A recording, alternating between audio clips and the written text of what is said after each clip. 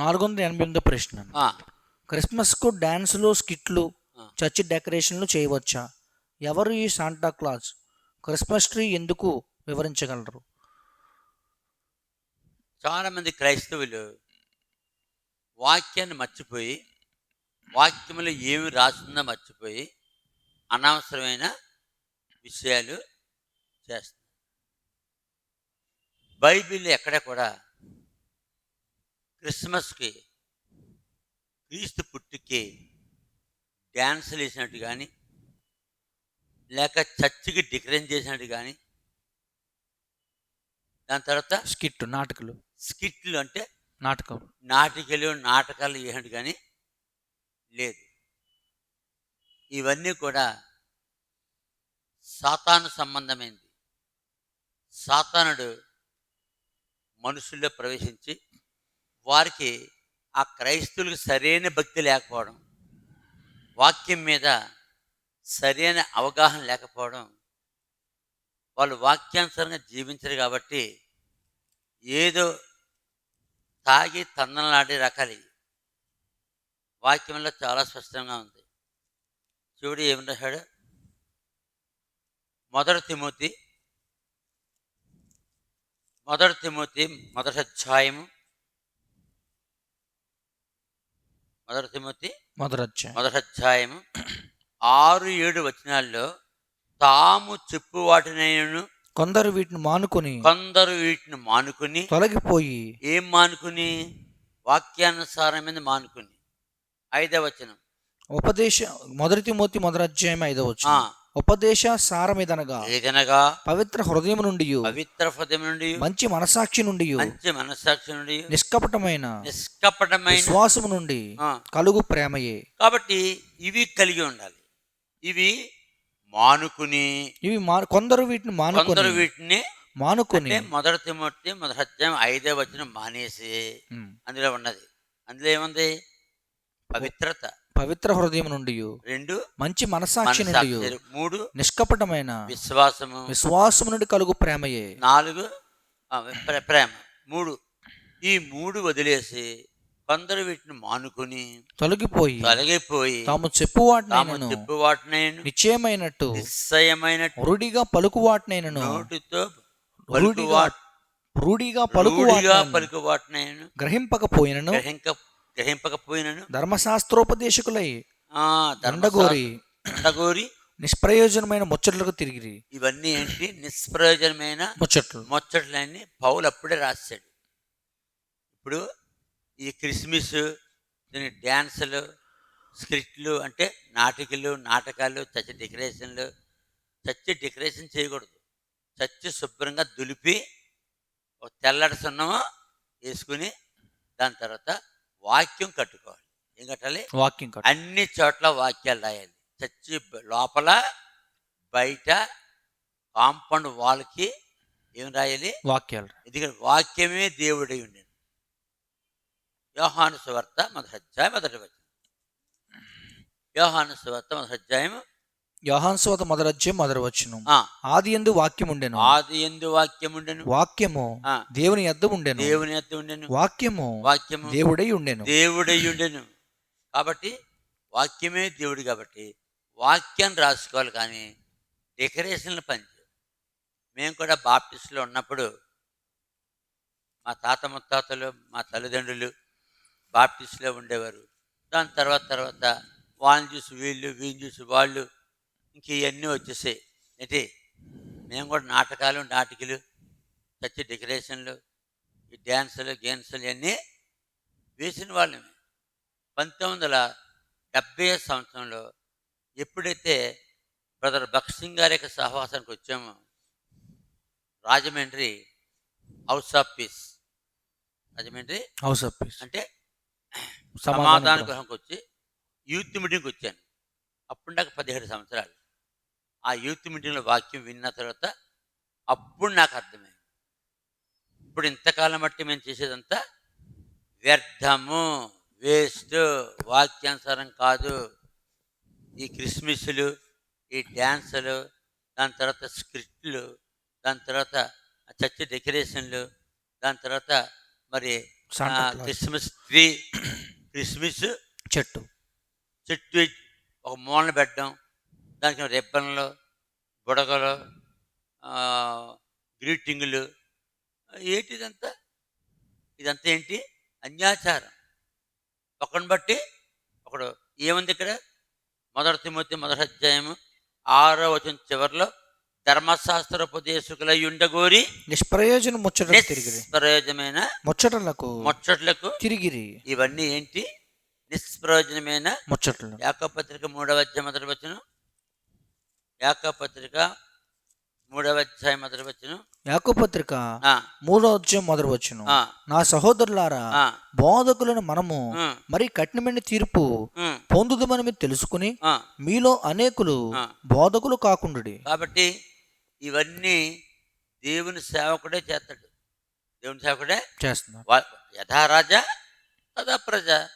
ఈ దేవుని సేవకుడు అనే వాళ్ళలోనే, అనుకునే వారిలోనే సాతాను ప్రవేశించి ఇలాంటి పనులు చేయిస్తాడు. ఎలాంటి పనులు? ఇప్పుడు ఎవరు రాశారు ఇది? మొగల హెప్సిబా. ఈమె దేవురు. ఈసారి ఈమె చాలా ప్రశ్నలు వేస్తుంది. ఈమె దేవురు, ఈమెది సెల్ నెంబర్ రాయకపోతే ఇంకోసారి ఈమె ప్రశ్నిస్తే సమాధానం చెప్పాం. గుర్తించుకోసారి. ఈ మొగల గ్రేస్ అని ఆమె చాలా ప్రశ్నలు వేస్తుంది. ఈమె ఎవరు? ఈమెకి ఏంటి పని? దాని తర్వాత ఈమె ఏం చేస్తుంది? ఈమె వయసు ఎంత? అంటే ఈమె సెల్ నెంబర్ ఎంత? ఈమె ఊరేంటి రాయాలి. అలా రాకపోతే ఆ ప్రశ్న సమాధానం ఎప్పటికే చెప్పను నేను. అంటే చెప్పను. కాబట్టి ఇవి నిజమేనా? ఇవేం చేయకూడదు. మళ్ళీ ఏమి రాస్తుంది ఈమె? ఈ శాంతాక్రాజు ఎవరు? క్రిస్మస్ ట్రీ ఎందుకు? శాంతాక్రాజు గురించి బైబిల్ ఎక్కడ రాయబడలేదు, కానీ హిస్టరీలో ఉంటుంది. ఇతడు ఇప్పుడు వాడు 4th century, ఇప్పుడు వాడు 4వ శతాబ్దం, క్రీస్తు శకము 400 శతాబ్దంలో గ్రీక్ బిషప్. ఏ బిషప్? Greek bishop. ఇతడు టర్కీలో మైరాన్ ప్రాంతాన్ని పుట్టాడు. ఇతను తెలుసుకోవాలంటే వికీపీడియా నికోలస్ శాంతాక్రాజ్ దేంట్లో కొట్టాలి? గూగుల్లో కొట్టాలి. గూగుల్లో వికీపీడియా నికోలస్ శాంతాక్రాజ్ కొడితే అతను ఎవరో, ఎక్కడ వాడో, ఏంటి యాసం, ముసలోడు యాసం వేసి ఈ యొక్క గిఫ్ట్లు పంచిపెట్టేది ఇదంతా ఏంటంటే ఏదో ఆ కాలంలో జరిగింది. ఆ కాలంలో అలా జరిగింది. అదంతా ఏంటి? నిష్ప్రయోజనమైన ముచ్చటలు. ఒకరిని బట్టి ఒకరు.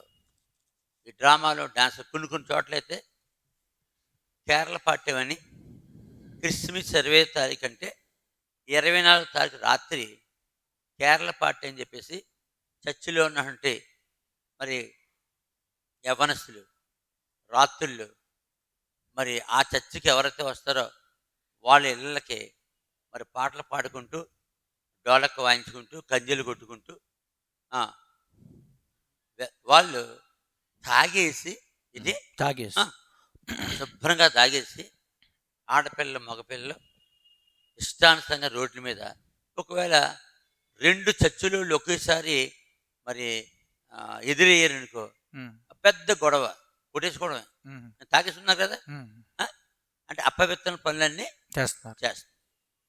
యేసుక్రీస్తు ప్రభు పేరట వీళ్ళకి యేసు ప్రభు ఎంత పవిత్రుడో అర్థం కాక లోక సంబంధంగా ఇలాంటి చెత్త విషయాలని చేస్తున్నారు. అందుకని తిమోతిలో ఏం రాస్తున్నాడు? 1 తిమోతి నిష్ప్రయోజన ముచ్చట్లకు తిరిగిరి. నిష్ప్రయోజనమైన ముచ్చట్లు పరలోకము చేర్చవు. అందుకని బోధకులైన మనము ఇలాంటి ఎక్కడ జరుగుతున్నాయో ఆ చర్చి పాస్టర్దే బాధ్యత, ఆ చర్చి పెద్దలదే బాధ్యత. వారు ఖచ్చితంగా నరకానికి వెళ్ళిపోతారు. వారిని బట్టి వాళ్ళ పిల్లలు శుభ్రంగా దాగేసేసి డ్యాన్సులు వేస్తారు ఊరి మీద. చూశాను నేను, చాలా దారుణంగా ఉంటుంది.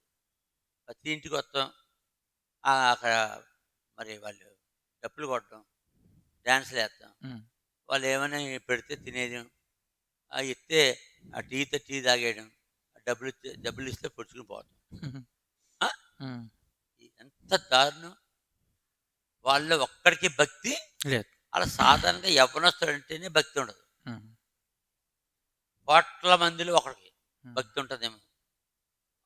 అటువంటి వాడు దేవుని చేత ఏర్పరచబడిన యవ్వనస్తుడితే వాడు భక్తి ఉంటుంది. ఉమ్. మామూలు యవ్వనస్తుడికి భక్తి ఏమి ఉండదు. ఉమ్. వాడు కేవలం లోకస్తుడు.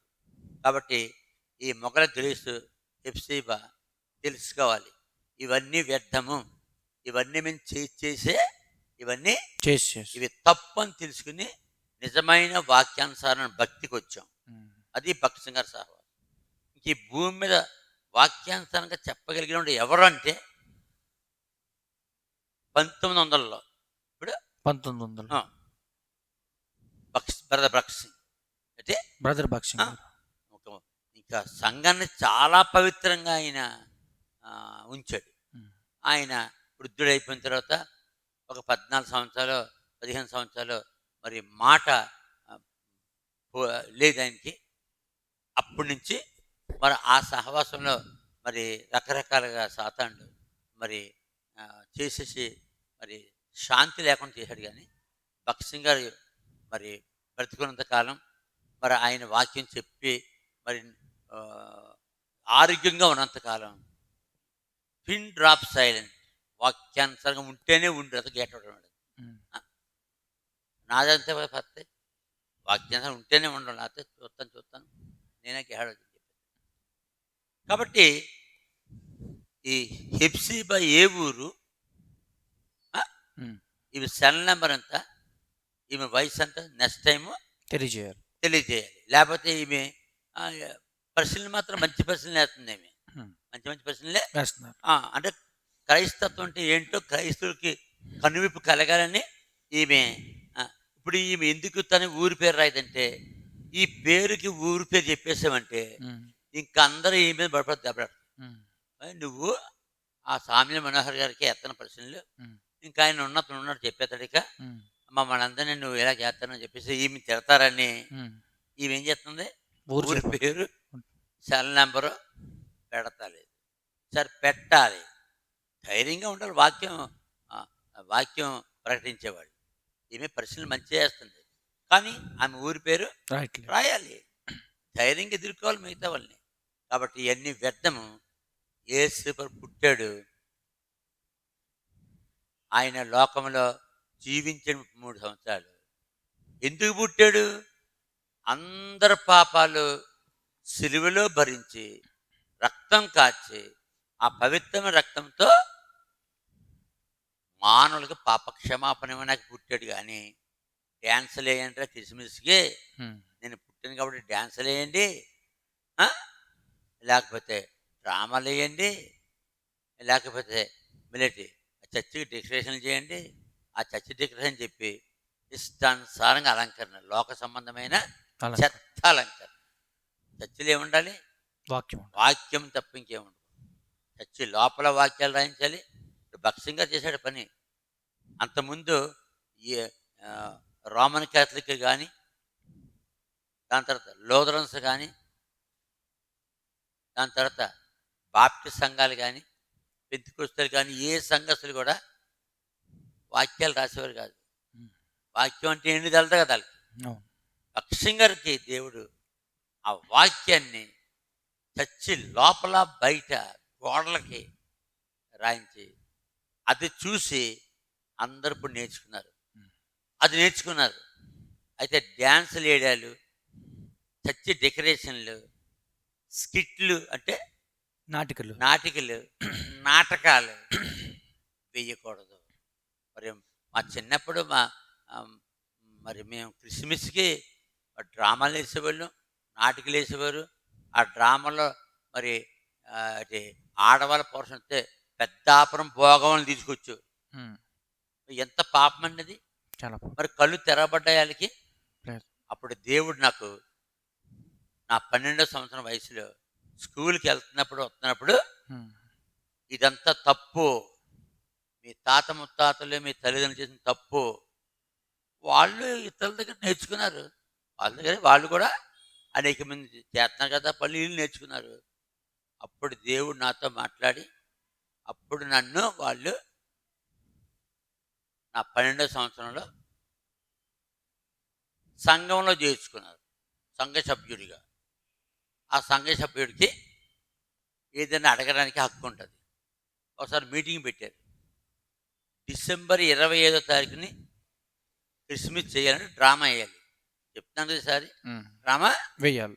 అందుకని మా నాన్నగారి దగ్గర మా అమ్మగారు చదువుకున్న వాళ్ళందరూ కూడా ఎక్కడెక్కడ ఉద్యోగాలు చేస్తున్నారు అందరూ వచ్చేవారు. తప్పక రావాలి. ఎప్పుడు రావాలి? డిసెంబర్కు 2 నెలల ముందే వచ్చేయాలి.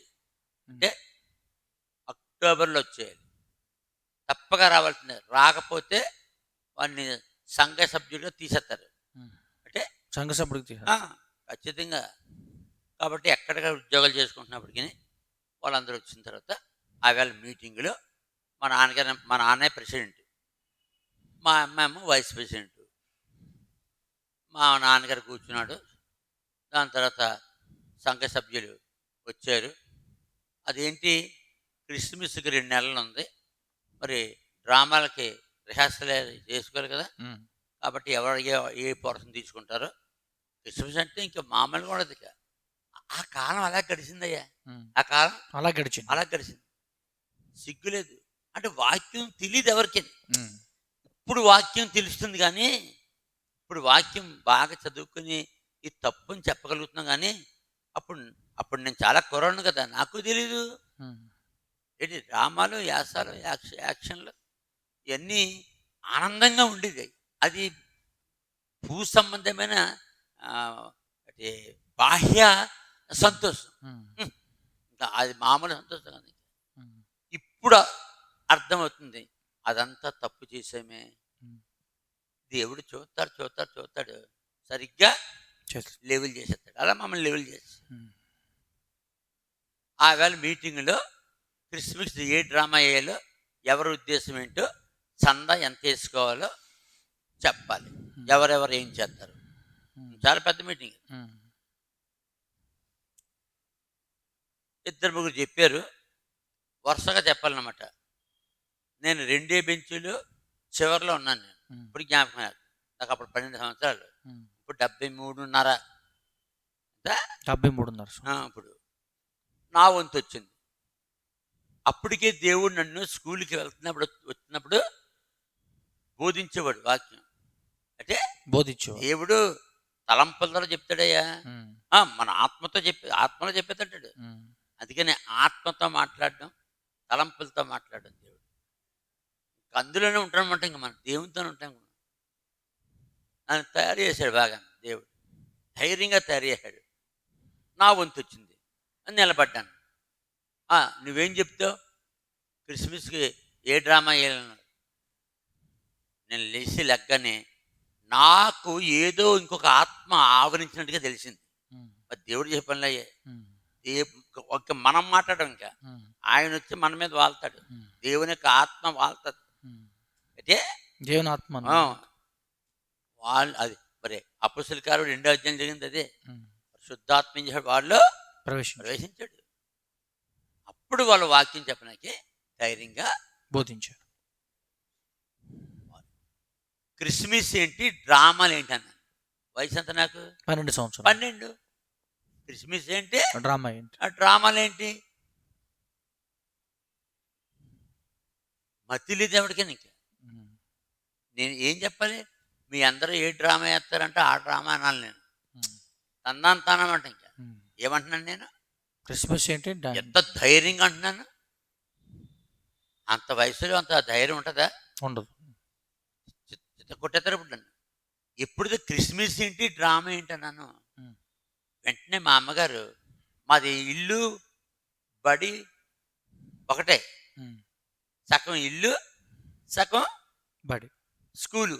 బడి school, elementary school, own managements school, సొంత స్కూల్. మా అమ్మగారు స్కూల్కి ఇంటికి ద్వారబంధం దగ్గర ఎవరు ఏమేమి చెప్తున్నారో, ఎలాగ మాట్లాడుతున్నారో వింటుందన్నమాట. వెంటనే మా అమ్మగారు, అవునరా, నాకు కూడా ఇది తప్పు అనిపిస్తుంది, క్రిస్మస్ ఏంటి, డ్రామాలు ఏంటి అన్నది. బతికేంద్రా దేవుడా, మా అమ్మగారిని సపోర్ట్ చేయకపోతే నాకు వచ్చిన ఆత్మ మా అమ్మకి రాకపోతే చిత్త కొట్టిద్దరు. మా నాన్న కదా ప్రెసిడెంట్. అప్పుడు మా పెద్దన్ని ఉన్నాడు, మా చిన్న ఉన్నాడు, తర్వాత నేనే. ఇంకా అంటే తర్వాత మీరు కొట్టేస్తారు కదా ఇంక పట్టుకుని. 12 సంవత్సరాల వయసు. ఎప్పుడైతే క్రిస్మస్ ఏంటి, డ్రామా ఏంటి, నేనన్న మాట మా అమ్మ అన్నదో, ఇదంతా తప్పని తెలుస్తుంది నాకు అన్నది మా అమ్మ. అయితే తప్పని తెలుస్తుంది.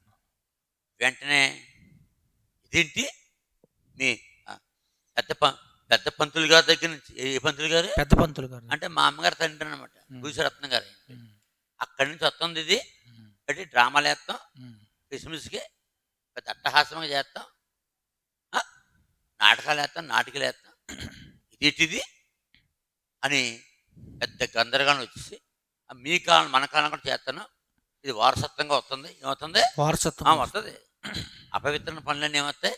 వారసత్వం. అంటే దేవుడు కళ్ళు తెరిసే వరకు వస్తుంది. అంటే దేవుడు కళ్ళు తెరిస్తే అప్పుడు ఆగుద్ది. ఎన్ని చెప్పగలను దీని గురించి నేను? 1 గంట, 2 గంటలు, 3 గంటలు చెప్పగలను. నేను అనుభవించాను కదా. అంటే సొంత అనుభవ సాక్ష్యం ఇది. అనుభవ సాక్ష్యం. అప్పుడు సంఘము అందరూ బయటికి వెళ్ళిపోయారు. ఇక మా నాన్న దగ్గర మా అమ్మ చదువుకున్న వాళ్ళు అందరూ బయటికి. కొంతమంది ఉన్నారు, ఏంటి ఎలాగన్నాడేంటి, నన్ను చిన్ని అంటారు ఇంట్లో. నా పేరు చింతపల్లి సామ్యుల్ మనోహర్. ఇంట్లో ఏమంటారు? చిన్ని అంటారు. చిన్ని ఏంటి ఇలాగన్నాడు? క్రిస్మస్ ఏంటి, డ్రామా ఏంటి? అసలు డ్రామా లేకపోతే క్రిస్మసే లేదు. అంటే డ్రామా లేకపోతే క్రిస్మస్ లేదు, డ్యాన్స్ లేకపోతే క్రిస్మస్ లేదయ్యా. క్రిస్మస్ ట్రీ అని చెప్పేసి ప్రత్యేకంగా ఏంటది, దాన్ని ఏమంటారంటే సర్వే కొమ్మ. ఏ కొమ్మ? సర్వే కొమ్మ. సర్వే చెట్టు కొమ్మ ఇసుకొచ్చి వాళ్ళు ఆ ఇంటి ఒక మూలన ఎట్టివారు దాన్ని కొట్టి, దానికి అలంకరణ ఇవన్నీ చేసిన వాడినే కదా నేను. ఇప్పుడు నేను లోకాన్ని చెప్పగలుగుతున్నా అంటే ఎలా చెప్తాను? ఎక్స్పీరియన్స్.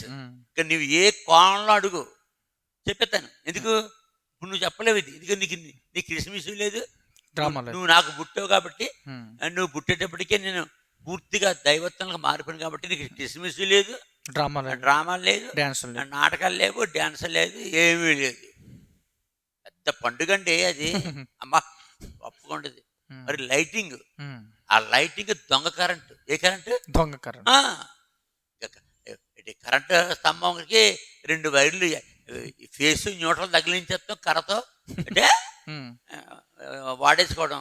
ఆ యొక్క ఇవన్నీ చెప్పాను చాలాసార్లు, వీడియోలో చెప్పాను. మంచి ప్రశ్న ఇచ్చింది అమ్మాయి. అంటే క్రిస్మస్ వస్తుంది కదా, చెప్తాడు మనోహర్ గారు. అంటే తెలుస్తుంది లోకానికి ఈ బుద్ధిహీనులు సరి చేసుకుంటానని. అప్పుడు మేము బుద్ధిహీనులుగా ఉన్నాం. అప్పుడు బుద్ధిహీనులుగా ఉన్నట్టుగా తెలీదు. ఒక దాంట్లో కంటిన్యూ అయిపోతున్నప్పుడు ఏం తెలదు. సరిగ్గా దేవుడు బ్రేక్ వేసేదా కానీ కళ్ళు తెరిచే వరకు. అప్పుడు అందరు బయటికి పోయి డ్రామాలు వేసుకునేవాళ్ళు డ్రామాలు వేసుకుంటారు. ఇప్పటికీ వేసుకుంటున్నారు. అంటే ఇప్పటికి కాకుండా అప్పుడు మేము ఏం చేయాలి? మా అమ్మగారు క్రీస్తు నాటిక ఒకటి రాసింది. ఆ నాటిక పరిశుద్ధంగా ఉంటుంది, ఆ మాటలు అని. అది ఆ సంవత్సరం ప్రదర్శన చేసాం. అప్పుడు అక్కడి నుంచి అది కూడా తీసాం. క్రీస్తు పుట్టుక నాటకం కూడా తీసేద్దాం. ఏం చేద్దాం? దేవుణ్ణి ఆరాధించుట. యేసు ఎలా పుట్టాడో మత్తయి సువార్తలో, లూకా సువార్తలో ఉంటుంది. అంటే మత్తయి సువార్త 2వ అధ్యాయంలోను, లూకా సువార్త మొదటి 2 అధ్యాయాలు ఉంటుంది. ఆ వాక్యం చదువుకోవడం, వాక్యం మా నాన్న చెప్తాడు. ఇక మా అమ్మగారు ఏముంటే ఇంకంతే. అంటే ఆ కాలం అంతే. మా అమ్మగారు టీచర్ కదా, ఆమె దగ్గర చదువుకుంది అందరూ. నూరెత్తనకి వెళ్ళదు, ప్రతి ఒడిని ఒరే అంటది అంతే. ఆడెంత పెద్ద ఉద్యోగం చేసుకున్నా ఒరే అనేది అంతే. ఆడ పలకవలసిందే. అలా ఉండేది ఆ కాలం మర్యాదగా. అప్పుడు మేము పిఠాపురం వచ్చి, పిఠాపురం ఇల్లు పిఠాపురంలో పోలీస్ స్టేషన్ ఎదురుగుంటా ఒక చర్చ్ ఉంది, భక్సింగ సహవాసం. అది ప్రార్థనా మందిరం, అంటే ప్రార్థనా మందిరం, దేవుని ప్రార్థనా మందిరం. అక్కడ భక్సింగ సహవాసం. ఇంకా భక్సింగ సహవాసం అంటే ఎటువంటి చెత్త చెదారం లేకుండా వాక్యానుసారంగా బ్రతికడయ్యా.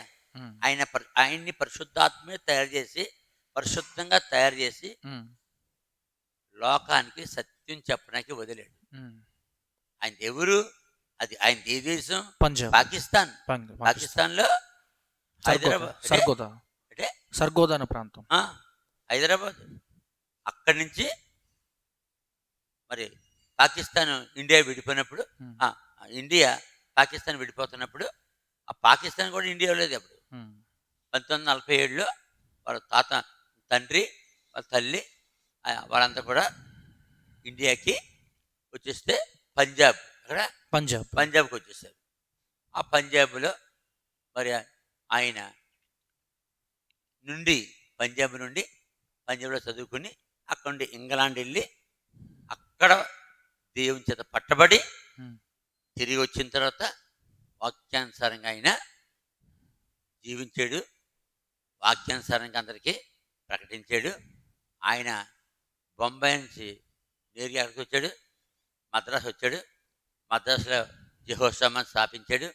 అక్కడి నుంచి మళ్ళీ దేవుడు హైదరాబాద్ వెళ్ళమంటే హైదరాబాద్ వచ్చి, హైదరాబాద్లో ఇప్పుడు గోల్కొండ క్రాస్ రోడ్స్లో అక్కడ హెబ్రోన్ దేవుని మందిరం, హెబ్రోన్ అంటే దేవుని యొక్క సహవాసం, అది పెట్టి ఎన్ని లక్షల మందిని మార్చాడు.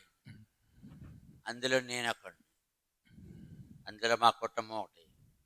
ఎంతమంది సత్యం తెలుసుకున్నారు ఆయన ద్వారానే. ఎంతోమంది బాప్టిస్టులు, ఎంతోమంది లూథరన్స్, ఎంతోమంది పెంతెకొస్తేలు, ఎంతోమంది రోమన్ కేథలికులు వాక్యం తెలుసుకుని ఆ చర్చలు వదిలేసి, అంటే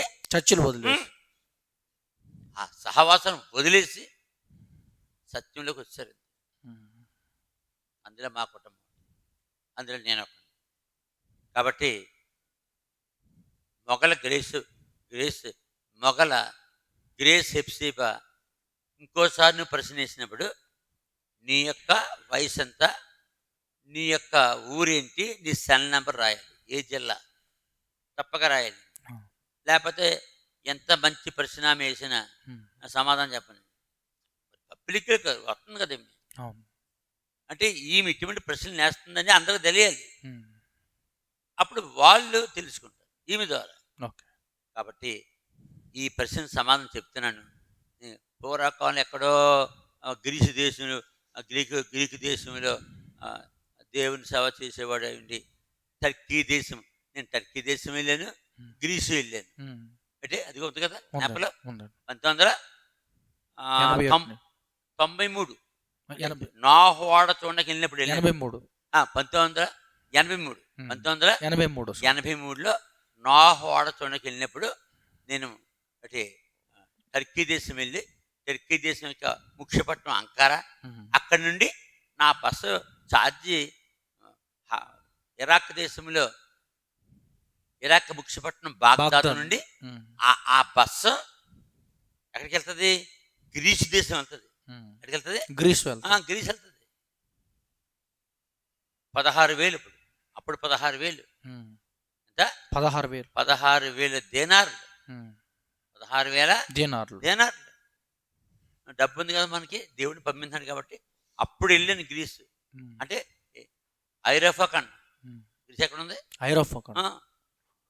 మళ్ళీ వెనక్కి వచ్చి టర్కీ దేశానికి, మళ్ళీ టర్కీ దేశం ముఖ్యపట్నం అంకారాకి వచ్చి, అంకారాలో కనుగొన్నాను నాహోవాడ ఎక్కడైతే ఉందో ఆ అరరత పర్వతం దగ్గరికి వెళ్ళే డగ్బాజిట్ ఉంటుంది అక్కడ. డగ్బాజిట్ అనే పట్టణానికి వెళ్ళే బస్సు కనుగొని దానికో 10,000 లేరా టర్కీ డబ్బులు, లేరా ఇరాక్ డబ్బులు, దీనార్స్. డాలర్ మార్చుకోవడమే. డాలర్ మార్చుకో. ప్రపంచం తిరిగిన డాలరే. ఆ డాలర్ ఏ దేశం అయితే ఆ దేశం డబ్బులు డాలర్ ఇస్తే మార్చుకో. దేవుడు ఎంతగా తిప్పాడు నన్ను. అప్పుడు నేను వెళ్ళానమాట గ్రీస్. కాబట్టి ఈ మెరిసిన ప్రశ్న ఏంటి? చదువు. 488. క్రిస్మస్ కు డాన్సులు, స్కిట్లు, చర్చ్ డెకరేషన్ చేయవచ్చా? చేయకూడదు. ఎవరు ఈ శాంటా క్లాజ్? మరి ఆమె గూగుల్లో Santa Claus Wikipedia Nicholas Santa Claus అని కొడితే అతను బతుకంత.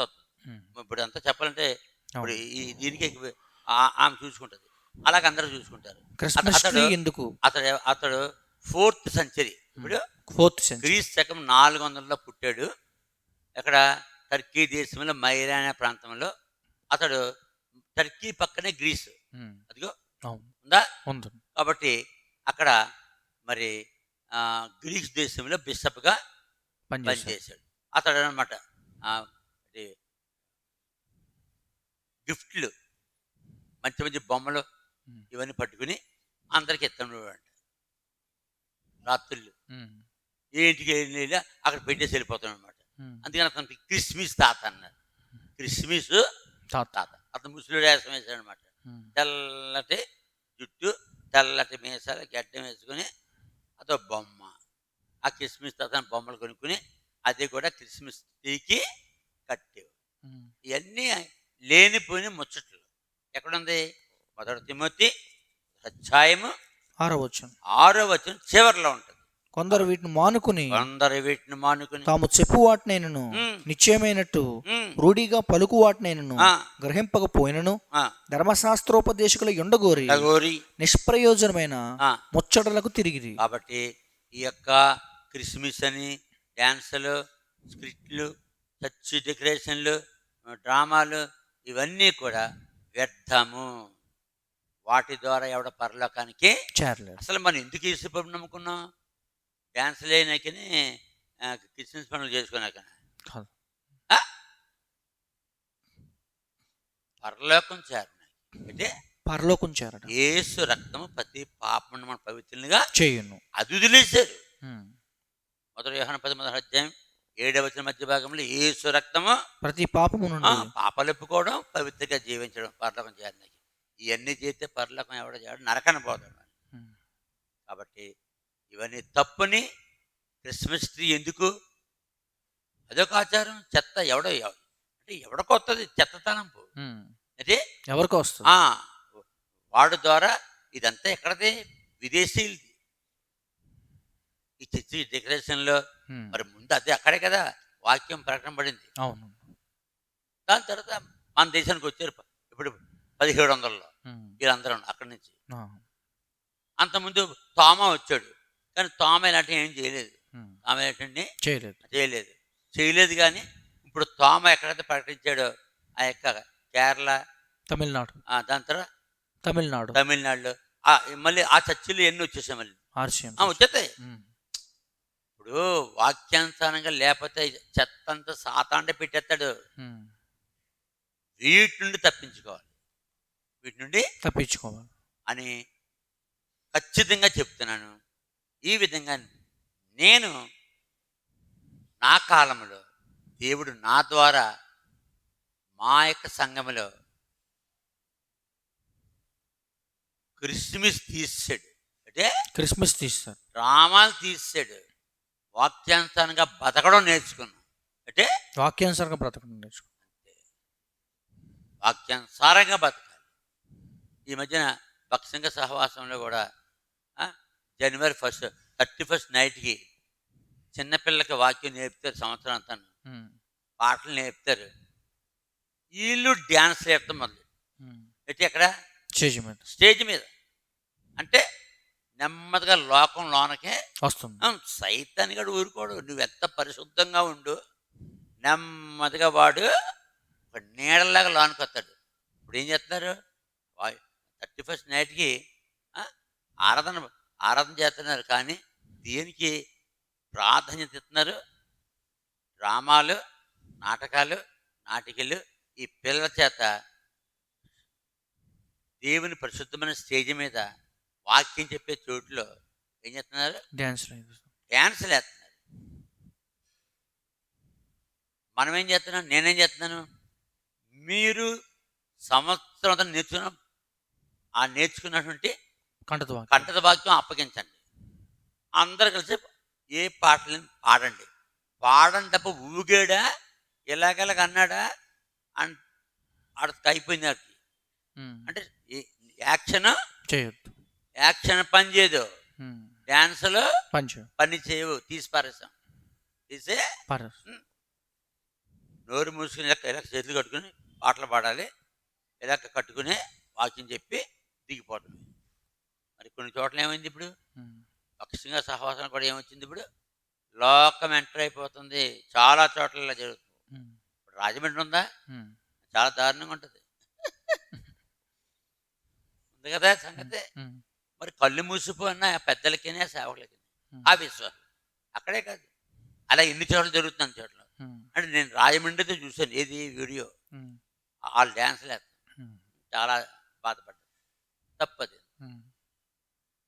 మరి మార్టిన్ గారు ఉన్నప్పుడు అలాగే చేసేటి వాక్యానుసారంగా నడిపేది తెలుసా? తమిళనే కానీ వాక్యానుసారం జీవించి ఆంధ్ర వాళ్ళని తుక్కు రేకొట్టేశాడు. అందుకే అంటే నాకు ఇష్టం. వాక్యానుసారంగా ఉండడం అంటే చాలా కరెక్ట్గా చేశాడు. అక్కడే నేను ట్రైనింగ్ అయ్యాను 2 సార్లు. ఆ పవరే నాకు ఖచ్చితంగా చెప్పేస్తానంటే ఎక్కడైనా సరే దేవుని ఆత్మ పని. కాబట్టి హెప్సీబా మొగలి హెప్సీబా, గ్రేస్ హెప్సీబా తెలుసుకోవాలి. అంటే ఈమె అనేకులు తెలియజేయడానికి పరిశీలన వేస్తుంది. నాకు అర్థమైపోద్ది కదా. ఈమె యొక్క పరిశీలన కాదు ఇది. అనేకులు ఎలా చేస్తున్నారు వాళ్ళకి బుద్ధి రానికి ఆమె చెప్తుంది. ఆమెకేమో వీడియో ప్రోగ్రాం లేదు, అందు కదా. మనకుందగా నేను ఇక వాక్యాన్సర్ చెప్పేస్తాను కదా, ఎవ్వరికే భయపడుతుంది. అందుకని మనకు వేసింది ప్రశ్న. ఈసారి ఆమె ఏం చేయాలి? తన ఊరు పేరు, జిల్లా, తర్వాత సెల్ నెంబరు, ఇంతటితో ఈ వర్తమానం ముగిస్తుంది.